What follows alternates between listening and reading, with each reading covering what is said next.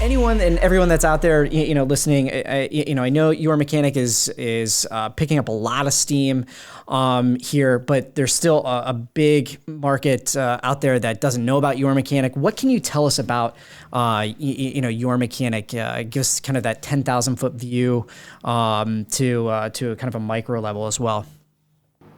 I guess the easiest way to do it is to explain YourMechanic as ease of operation. Every time I bring it up to somebody, like, what do you do? And I say, oh, I work at YourMechanic. It's a mobile mechanic service. And they say, what's that? And I tell them, when was the last time you got an oil change? Oh, I don't know. I have to schedule it. I have to take time out of my day, blah, blah, blah. And I say, you can go online. You can have it scheduled for the next day or two. And they go, what? and that's really the easiest way to explain it to somebody. And when I tell them, anybody that, we come to their house with a certified, way to fix your car, boom, they freak out. They say, you mean the mechanic comes to my house? Yes, comes to your house. Or if your business is capable of having it done in the parking lot, they're okay with that, we'll go there too. Once again, I get the what? Mm-hmm. And everybody loves that. Everybody thinks it's a great idea. Love it.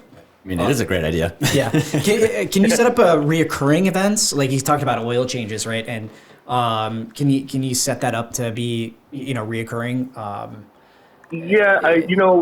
Our platform changes internally a lot, and I'm sure something like that is probably in the works. But the deal is if you've been on our platform and you've used us before, you're already a customer. And all you really have to do is get back on and book another appointment, and it pretty much will populate everything. Your car's already in there, your address information. If you want to choose the mechanic you had last time, you're capable of doing that. If you want to elevate your service from just an oil change to let's say I want to do an oil change and my brakes are squeaky, we can throw an inspection on there.